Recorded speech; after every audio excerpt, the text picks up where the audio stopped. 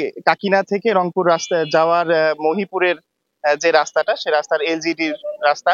তো এখানে ওভারলোড ট্রাকের কারণে, যেটা বালু বোঝাই এবং পাথর বোঝাই পাটগ্রাম থেকে যে ট্রাকগুলো আসে, সে অতিরিক্ত বোঝাইয়ের কারণে নতুন রাস্তা ক্ষতিগ্রস্ত হয়েছে বেশ কিছু অংশে, সেটা আপনারা দেখেছেন।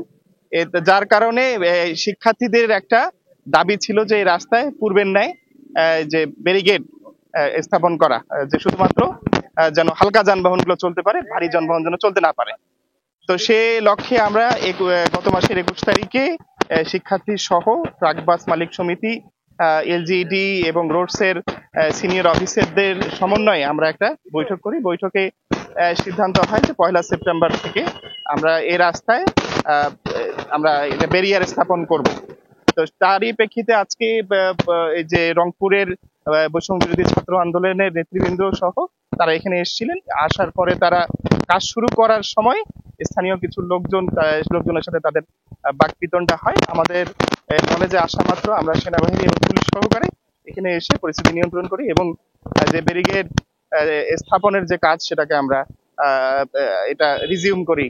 আশা করি যে আগামীকালকের মধ্যে আমরা ব্যারিকেড স্থাপনের কাজটা সম্পন্ন করতে পারবো। আর এক্ষেত্রে সকলের সহযোগিতা কামনা করছি। শিক্ষার্থীদের গায়ে আমার যতটুকু মনে হয় যে শুধুমাত্র এখানে তর্ক বিতর্ক হয়েছে, গায়ের কোনো আঘাত আসে নাই।